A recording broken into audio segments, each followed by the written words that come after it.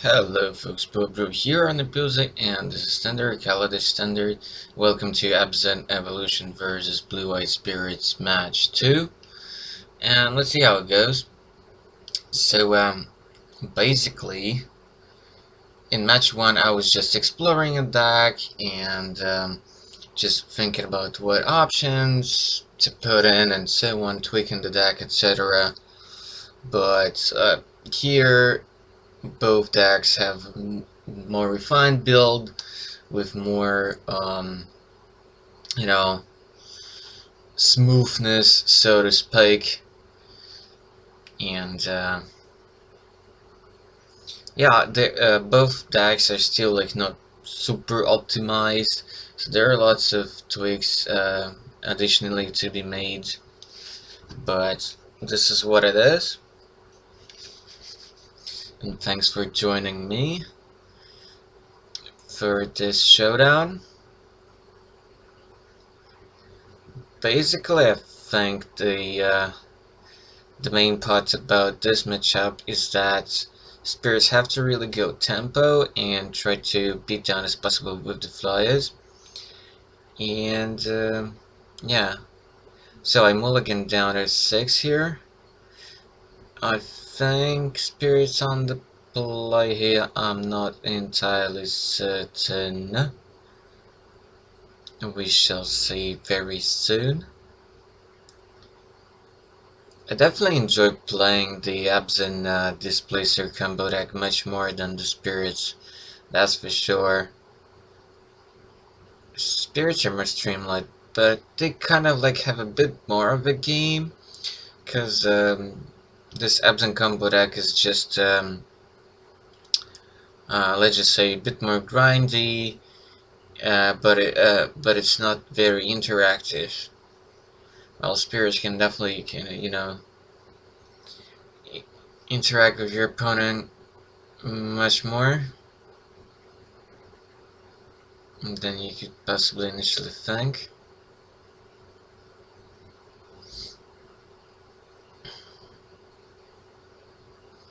Sorry for the bit quality, but yeah, it's hard to actually look at everything at the same time. I think my 6 was a fine kip. Get to scry.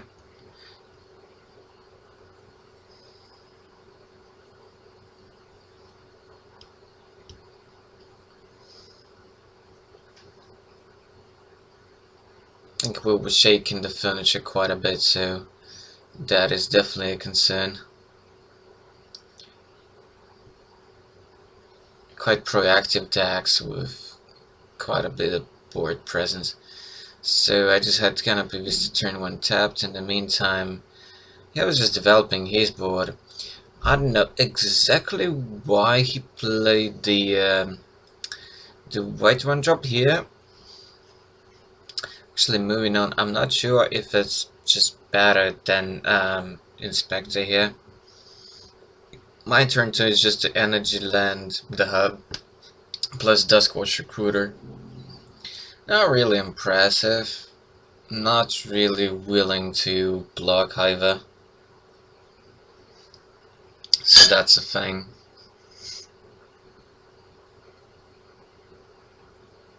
Bishop coming in for card draws and stuffs.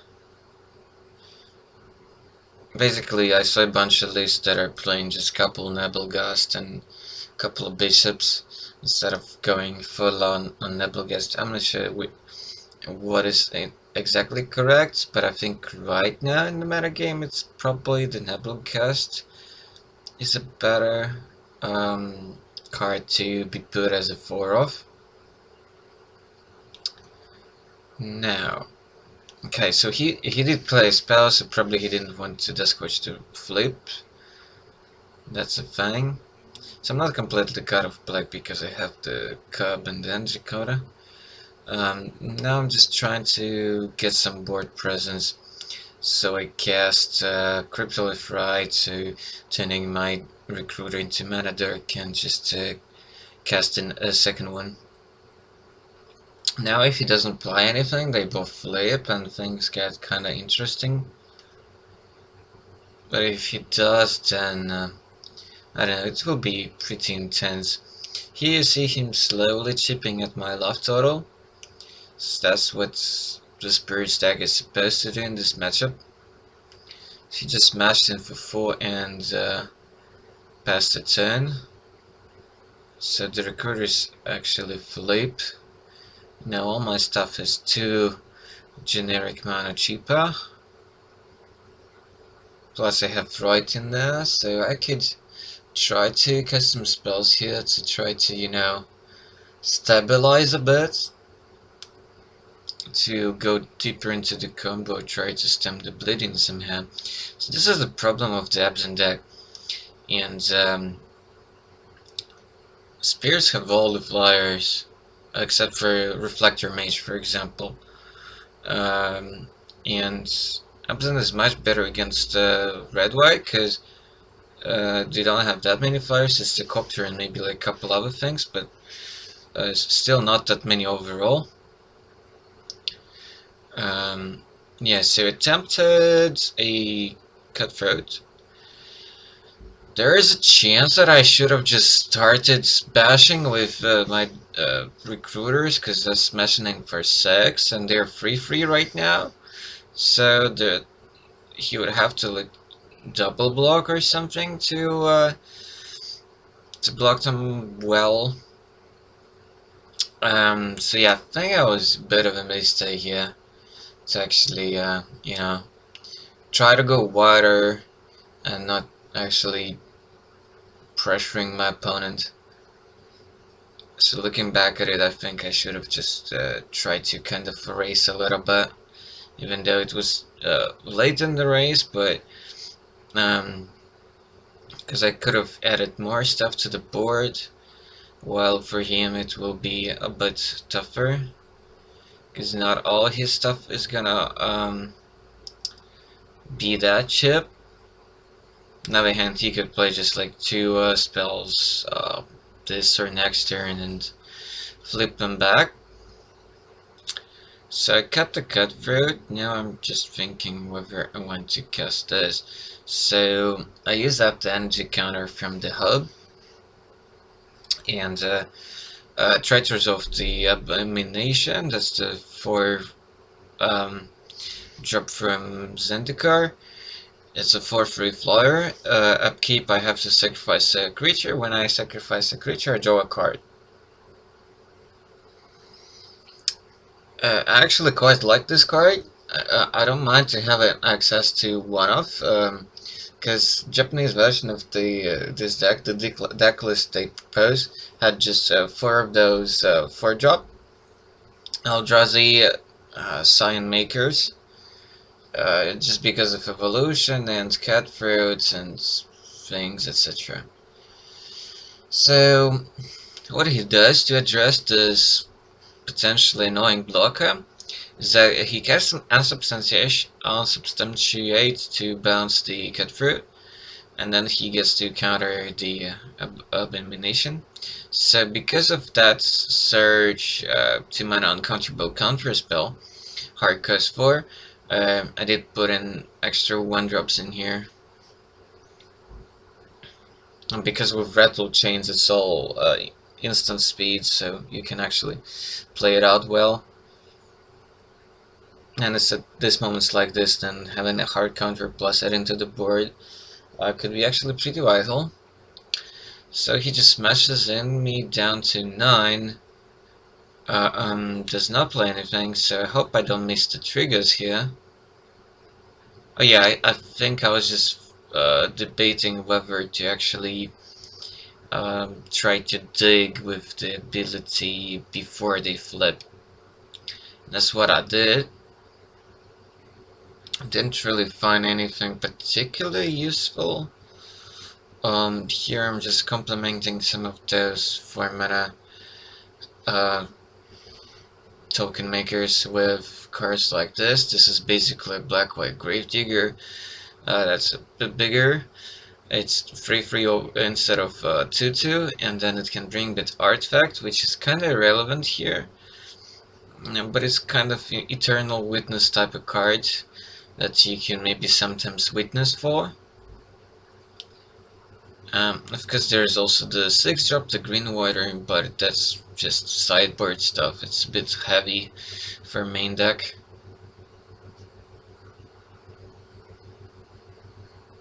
So play that. I think I bringing back the Abomination, of course, with it.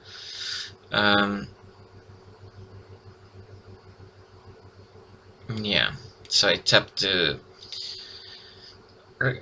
Dusk Watchers to try to cast stuff. So this is weird. So yeah, I brought back the Abomination, right? And then I cast Cutthroat just because I thought that he would have an answer to it. I guess that was my way of thinking. Anyways, what I probably should have done was, okay, still probably take the 4-drop, get back the Abomination, but then probably you know, attack with the Recruiters there. Yeah, I should have attacked with them for a couple of turns, because then he would be very likely to take all that damage. That means 12 to face, so he would be an 8. But now it's just, yeah, he would have enough of blockers to just stay alive. I think he forgot a clue from the bishop from the spell cooler. He now remembered it with the selfless, but yeah, depriving himself of one extra card. So everybody's smashing in. Mausoleum is a bit bigger, so it's 2, 3, 5, 7. I stay at 2, but now I don't really know how am I supposed to get out of this. I don't really have any combo pieces on the table right now, so he managed to counter the Cutthroat, probably just panicking and thinking that, well, if I ever get 2 missing parts, which I probably would be able to cast, then he would be in trouble. But it's pretty hard to actually get both parts and cast them, because Displacer is 3 and then Bird Monitor is 6, so even with right in play, it's still a lot.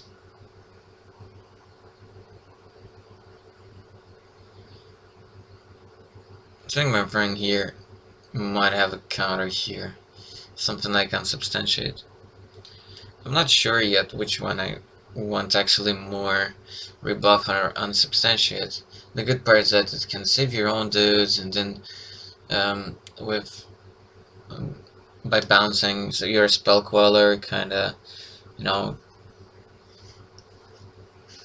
kill something else, and then you could, you know, for example, bounce Rattle Chain or something, or just bounce your own dude and kind of give it vigilance this way, and with Nebel Gust in play, you know, tap something. So it's a flexible card, but maybe it's because it's not very efficient. Maybe just the one-off would be fine, and then just play rebuff so that you would have more answers. So I'm signing some of those Wardens in, signing in Linvalas, signing in Unmakings, and the Stumper. Just life gain, a bit of removal, because why not? I didn't have Warden's main deck, and I maybe should have, because yeah, the space is a consideration, and then Warden is not like the best card ever. Yeah, I was missing one card or something, so that's why I put an Diabolic Tutor in here, also just to see whether it's any good in this deck. it's actually quite okay, especially if you have right, so you can basically tutor up and cast anything. And unlike evolution, it can get you unmaking, things like that, or get you right if you have like Dusk Watchers, for example, and you're far away from the combo. So I think I took out one Isley. I don't remember how many.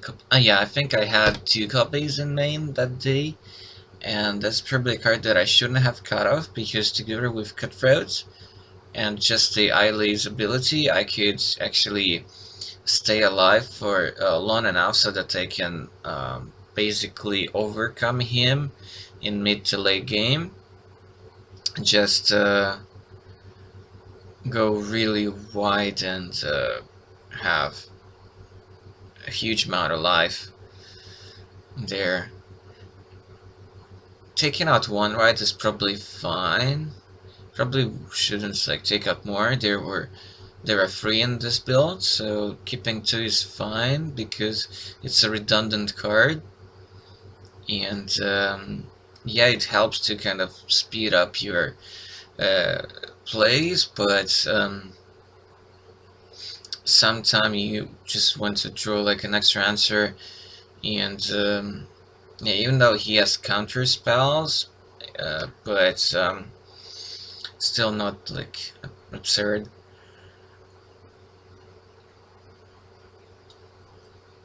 He basically, for some reason, took out the Angel of Invention from his deck and Elder Deep Wind. I kept mine because, well, it provides a lot of bodies, it bumps my guys, makes them much better at like racing his flyers. And then he brought in just the Skywheeler shot and the Status Snare extra copies. Just that Warden, I think, is much worse in the Spirits decks, but some kind of more humanized builds of Spirits might be probably very fine with the Wardens. I actually would love to see blue-white humans just to make sure of the Lieutenants kind of packages and the blue-white Spirits core. Because I think you're perfectly fine to play like the Selfless Spirit in Human's deck, and then if you splash blue, then yeah, Spell Coiler, Reflector Mage, which is a human. So yeah, it does make me feel like it's a deck that could be another great Copter deck. And because it's human, so Lieutenant actually could go above all the other red whites, and then even though you miss out on a lot of very cool free drops like Garrison and the Pia, but you get a bunch of cool other free drops with Spellcaller and Reflector. The latter is not absolutely amazing right now in the format, but things could change.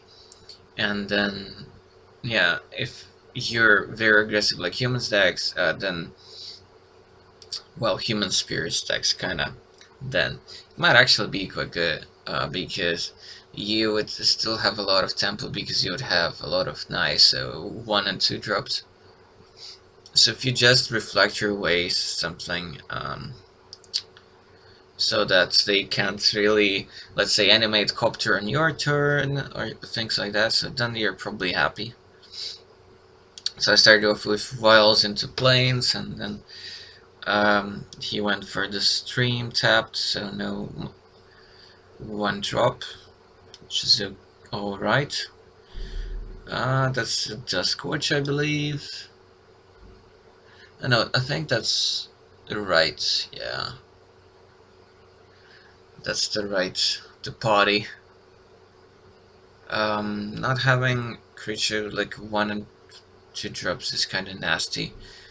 And now, would have been really good to resolve this Catacomb Sifter, but Substantiate, so that got kind of remanded.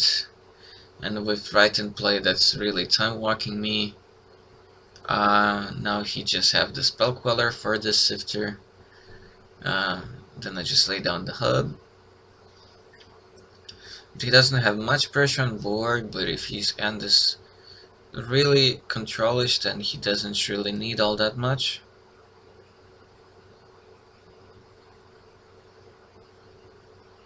On board at least. So I got 4 mana. I don't think I have land number 5 here. Attempting the Warden to hide away the spell queller and get back the sifter. It also would mean that I would have mana to cast something like a Dusk Watcher here if I would wish so. So he's really thinking about it. Of course, he can go like, you know, I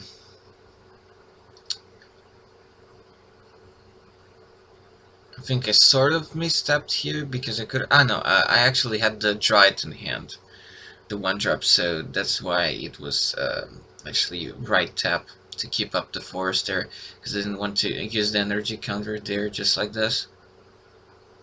Oh no, yeah, I had land number 5. I just confused it for the Discord. It was actually the Westwell Abbey, the Carless land. So what he did was just flashed in Rattle Chains to give Hexproof to his Spell Queller.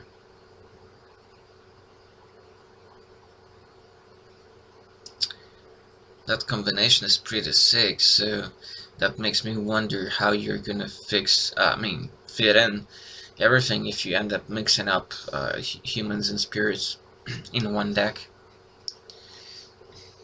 It's like then you probably can cut the Nebelgeist and the Mausoleum and keep as spirits only Rattle Chains, Selfless, and Spell Quellers, perhaps. But then, do you really need the Rattle Chains? Probably not, it's just that it's a nice interaction. And then you're pretty much almost a tap-out deck, most likely, so yeah, your instance will be just some removals, couple counters, and the Spell Quellers. So that's for the instant speed cards. So tempting Catacomb Sifter again, and that's another Spell Queller. That's annoying. That was rather annoying. But this deck can't really side in all that much removal, and with the Warden you kind of have something tutorable, and Candace removal, etc. And then something to fetch with the Duskwatch ability.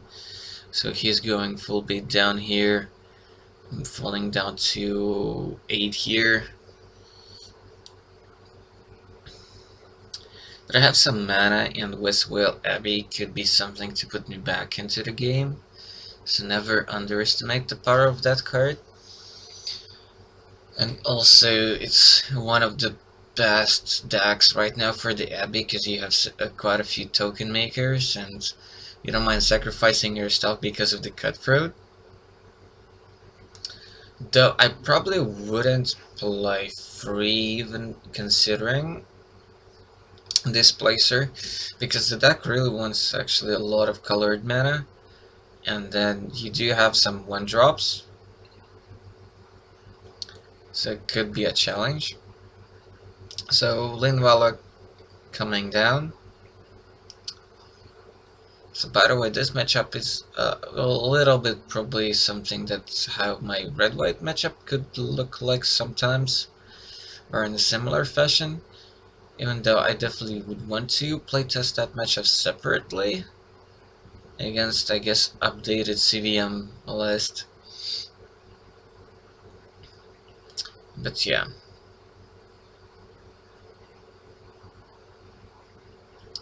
I think for both spirits and vehicles, Linvala is something pretty annoying and not the easiest to get rid of.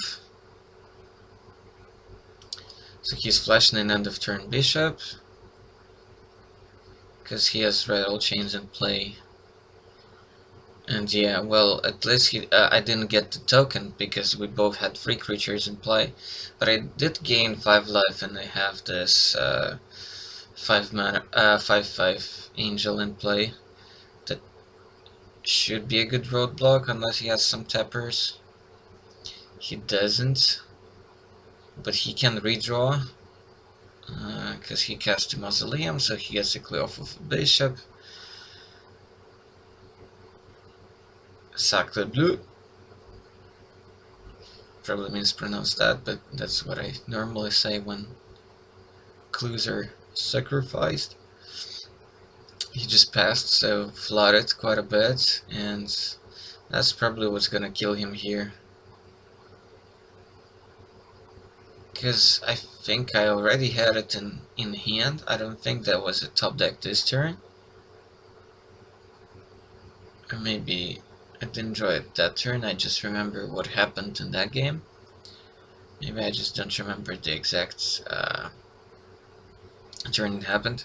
Because I didn't know what he still had in hand, so I had to be cautious. It could have been like as well, like just another spell queller. Also, not particularly hot on the manlands because my initial iterations actually had a few Sylvan Advocates in it. And now I'm just like hunting for those new duels. Got one, but need to trade more because these manlands are not really cutting it for this deck. You don't really need them for this kind of extra manland power. You have the Abbey, after all. Well, it's not like exactly the same, of course, but the speed is actually way more relevant. Speed is actually way more relevant. I'm not sure if the black-green aristocrats from like a year ago would have played the mainland if they had this the black-green fastland. Okay, so now it's the fun police time. So I sacrificed the 1-drop with the Eldritch Evolution. I think like the best what I came up with was this Blizzard's combo piece, and now things are gonna start to get really funky.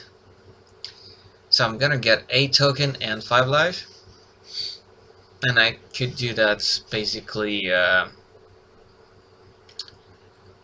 2 times next turn, and that's just insane. I feel like that's just insane.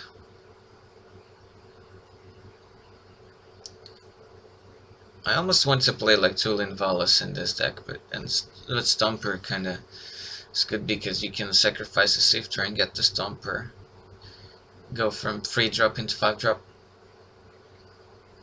So yeah, he just flooded like hell, so he scooped it up. There are not that many things that can kind of dig him out of this. Although if he would have had like a Stasis Snare, and then he would wait till his end, and let's say I would blink the Linvala, I would probably do that because I'm kind of greedy sometimes in those regards, and then he could catch me off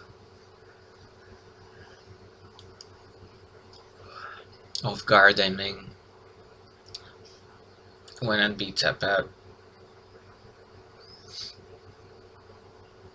Probably if you wouldn't actually play anything that turn, it's probably correct knowing that that deck has a few Stasis Snares to just not activate at the end of turn, because then you can do it twice if you want to on your own turn. And at that point you don't really need to add much else to your board. Even though you can, because then you get the token from Linvala, and with right in play you can actually use your creatures for extra mana. So you could use up Displacer 2 times and play something.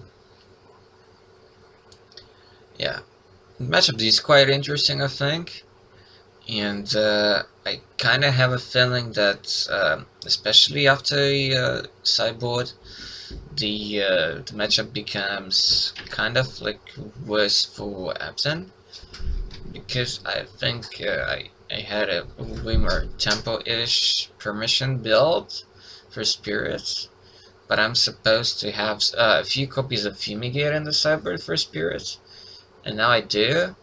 And I mean, I've put them in because I figured that without such a card, some swarm matchups are just sometimes unbeatable. You would really need like insane draws to beat swarm decks otherwise. So I feel like Fumigates are necessary in spirits.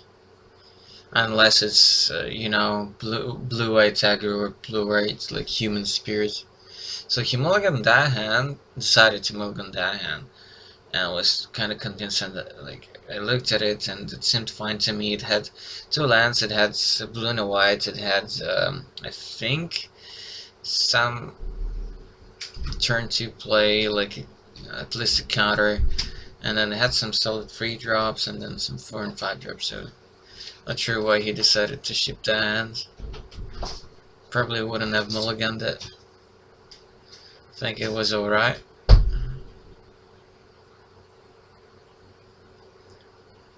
So yeah, launch shuffle, because the decks really need very specific draws. It can't be just very generic. Even if it would be like a control mirror, I think you would want to shuffle properly. And on this matchup, your curving out and lineup of the answer threats is just so crucial. Let's say me having a dry turn 1 could be like the whole difference, because I would have extra mana and stuff like this, and just extra fodder for evolution, or like actual extra mana dark for the crypto life, right? My hand is not amazing here. I think couple lands, Monitor, Cutthroat. I think it actually has some other 2-drop too. Yeah, I think I have a Duskwish Recruiter here as well, which is like really sick in this deck.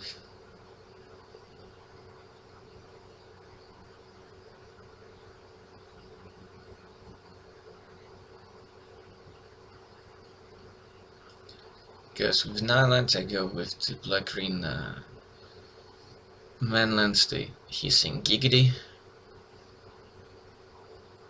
He's thinking what to play now. I think he had a Rattle Chains there, but yeah, you probably want to lead off with the Selfless, because then you can next turn kind of imitate a counter spell, or just flash in the Rattle Chains. Though now with the Duskwish, it's kind of, you know, tricky, because then if it flips, I get really cheap stuff, so that's annoying for him, I feel like.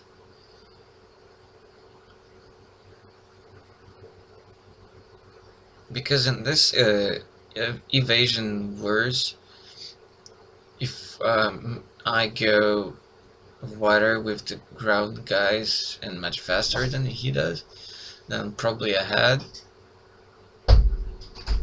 So casting Sifter here, grabbing a sign token, and let's see what's coming up next. I might not have actually the 3rd land here. That might be the case. I know I have it, it's just a tapped one, it's Canopy Vista. But yeah. At least he didn't have the 3rd land, and that's a big thing. So he did flash in chains end of turn, but it's not really helping that much. So I think this pause was due to the fact that he was trying to figure out the interaction between Reflector Mage and the Transform cards.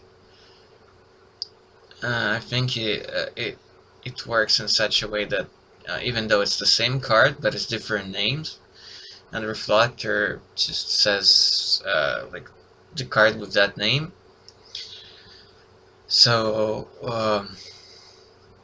yeah, if this Duskwatcher will be in his day form, that would be pretty sick for me, but now it's actually fine-ish because I can still play a back and maybe with 4th lands couple with something else, and then yeah. So yeah, we were just like friend like discussing so how that's gonna work.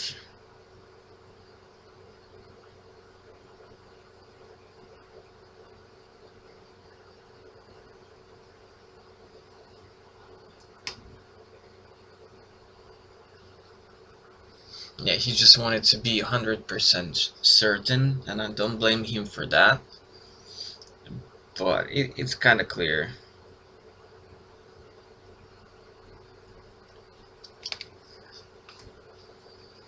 So I would be really surprised if it doesn't work in my favor. So that's the play. He has something like just 2 cards in hand or something. Or 3? No, I think 2. Because yeah, he mulliganed down to 6, and even though he was and he was on the play. So yeah, I could maybe kind of like outgrind him, outvalue him relatively easy here. Even though he would now actually bounce my guy and I wouldn't have good attacks this turn, but my deck doesn't really need to attack all the time. And it's not just that he would have the 2 free refractors, the Selfless Spirit that can kind of, you know, throw itself and save the rest of the team, although right now it doesn't matter all that much. Yeah, he would chip in for 4 extra damage, because he can block Sifter here. That attack is pretty safe here. He has another Reflector in hand and something else. Can't quite see it now. I have a bunch of things I could apply, and technically I have 4 mana here because of the Cyan, and he's tapped out, so it would be ideal time for something like a Stomper on 5, just to gain extra life and have a 5/4 trample body in play. Also something like Displacer plus a 2-drop would be sick here. But I don't think I had a land drop here. I don't think I had one. Okay, casting Cutthroat, using the token. Okay, so casting Cutthroat first so that I can drain a life and get to scry as well. Fish for those much missing lands. So yeah, I could cast the Duskwatch here. Keep this scry on top. So that's Duskwatcher up. He could now actually reflector it back again to my hand, and now I won't be able to recast it the next turn, because now that will actually work the way he wouldn't want it to work. But is that actually good? Well, he'll get to attack for 4 again, and I won't actually have good attacks here anymore. I actually don't know why he would okay, that's why. Okay, yeah. Actually, not the worst decision ever. So now Reflector could get into the red zone, but I don't think that's very impactful, because that gives me like kind of a Lotus Petal type of thing, and no, I can't recast it next turn. Right. Evolving Wild's kinda clunky here. I'm at 12 though. But he really needs to like push the tempo up. Yeah, I think I actually double blocked the Reflector Mage, and he actually ended up taking out a Cutthroat. So the way it's turned out for him was actually kind of bad, and I think he should have just bounced the recruiter, because when it flips, then it can block or attack into reflector. So that's a thing. And now Warden took out the rattle chains. I took it out because then he couldn't just flash in those, you know, mausoleums and selfless, so that just the flash surprise blockers could be kind of annoying. And selfless is actually a bit better for me here. They're very similar, but rattle chains is just more annoying because I don't actually have sweepers here. I mean, I could play like the 6-mana demon, but I'm a creature deck with lots of small stuff as well, so. The Scorcher flipped because he didn't want to play anything, or rather just tap out.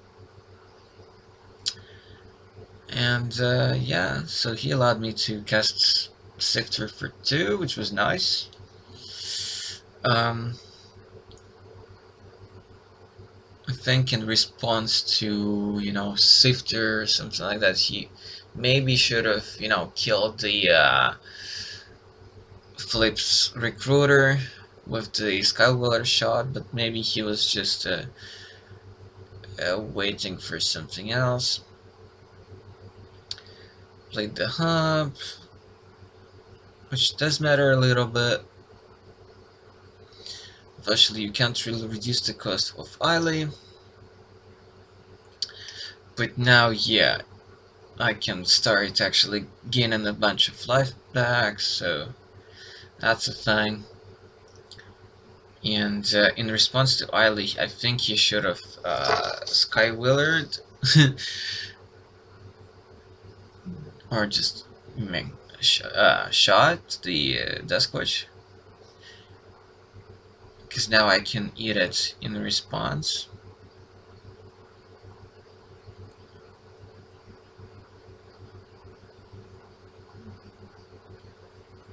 Because it was clear with what I'm gonna attack this turn, so he might as well deprive me of like 3 extra life here. I would still be able to, you know, it's something like a safe turn and gain that 3 life when I really needed to. Yeah, this game didn't really shape out as well for him. And I definitely do want second island in this deck for situations like this, and because, well, it just lets you stay in the game for longer. And his draws were not just all that bad, but of course, without stuff like Galactic Company, just straight up blue-white is just not as powerful. And Abzan did lose the Husk, they also did lose the Company, but when you're both losing kind of the same amount, it doesn't mean that after that the whole decks will be like the same power level, even though Band was probably better. And actually Band aggro or Band midrange might be overall better still as a deck than Blue-White Spirit.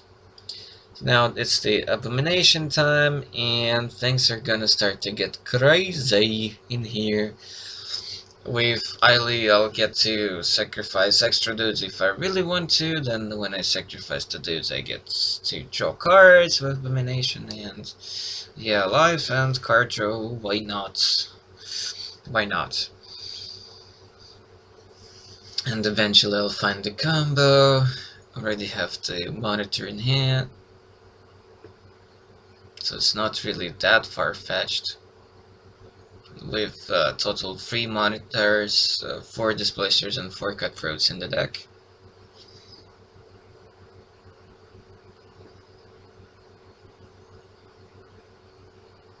And yeah, Fumigate would be fantastic in this matchup.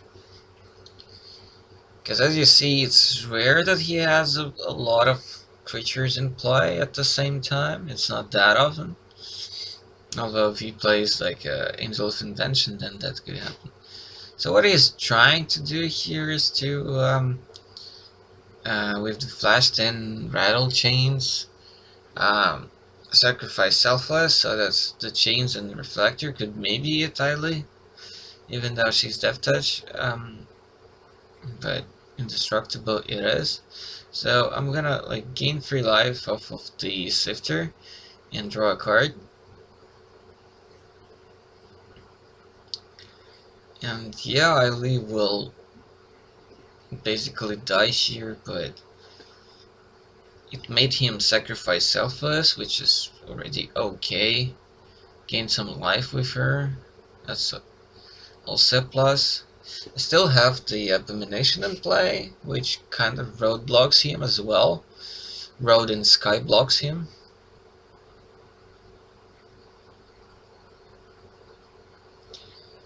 And that's land number 5 in Avacyn, and that could be pretty sick, actually. That could be pretty sick. He could potentially attack and then, you know, Archangel there, but I think it's much better just to stay a little bit on defense and flash in Avacyn. No, actually, yeah, so he could have,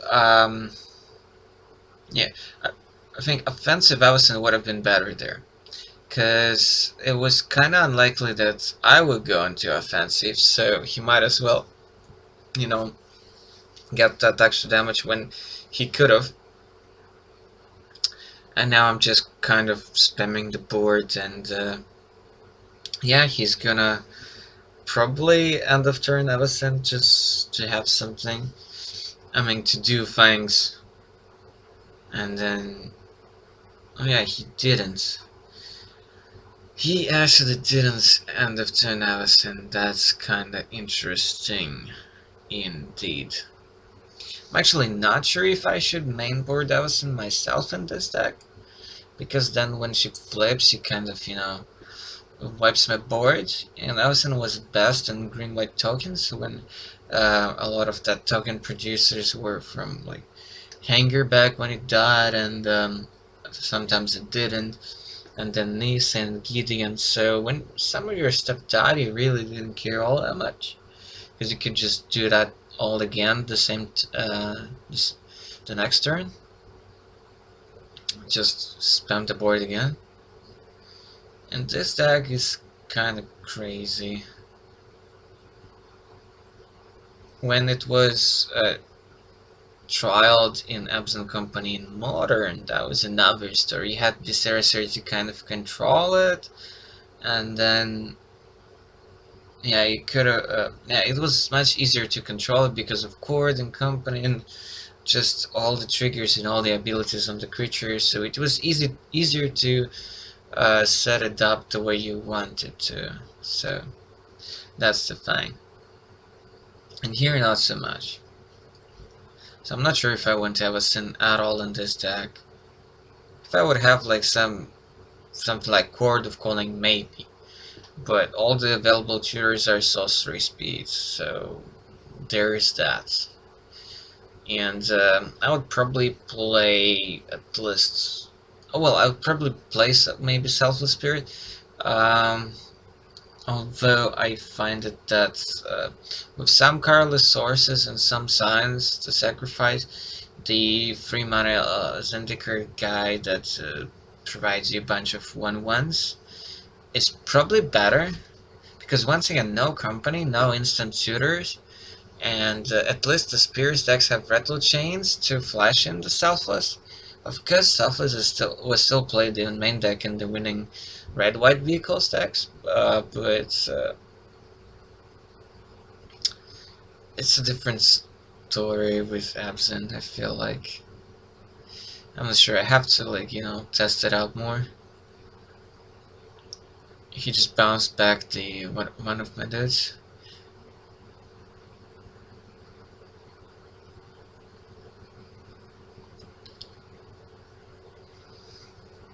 With unsubstantiated.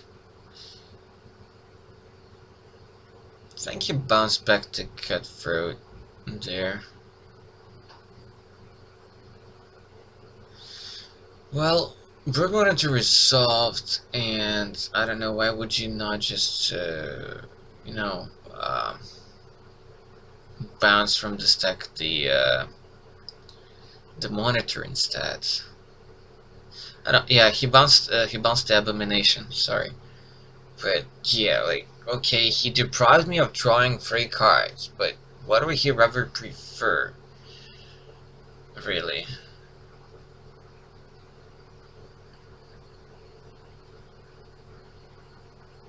So it's not clear, like, what's better, deprive me of 3 extra cards, or just to, you know, stuff like that. So I'm setting up more stuff now, so that I get like a lot of cards, or a lot of, you know, scries to dig for the combo. So this is the 4th drop I was mentioning earlier, and this kind of sizable tape so far. That's just a 4-mana 1/1 that produces couple of science when it comes in. So it's mini monitor that just synergizes with the deck pretty well, but I didn't feel like playing for it was actually that great.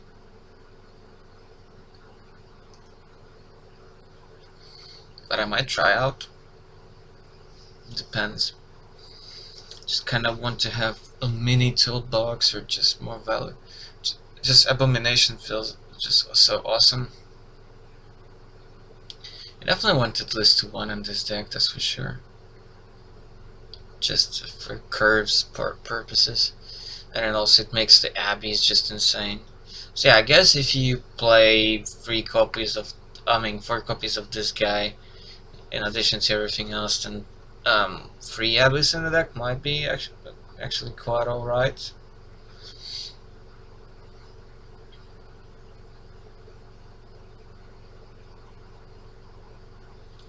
So I'm attempting exactly that here, sacrificing 5 dudes. So I'll get some scry triggers, so I'll get maybe the Abbey monster. So I hope I'm not gonna forget about the scry triggers here. He can always just try to tap this guy though. But yeah, he could tap it for a turn, but I'm at 14. Not really dying anytime soon. And of course, if you would have had the Fumigate the turn before, then things would be pretty crazy. I know I missequenced here everything horribly. I could have drawn like 5 cards, but whatever. I had to do this so that I would remember it again. And it's not like I was playing with Abomination all the time. And yeah, okay, like, he let me do it in the right order, because it's such a big thing. Anyway, just play testing. And yeah, let's say, like, interactions like this makes Abomination is much more attractive. I know that the black-green aristocrats that were really one of the breakouts of the Pro Tour a year ago did not play it, ended up cutting it, but I think it's now becoming kind of appealing again, and maybe now it's gonna prove its worth.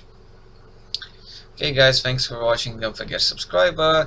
There will be more limited and constructed videos coming out soon in English and in Russian, and yeah, check out the social links so that you know about everything when it's coming up, and also a bunch of other things as well. So thank you guys once again for your attention. Until the next sale, goodbye folks.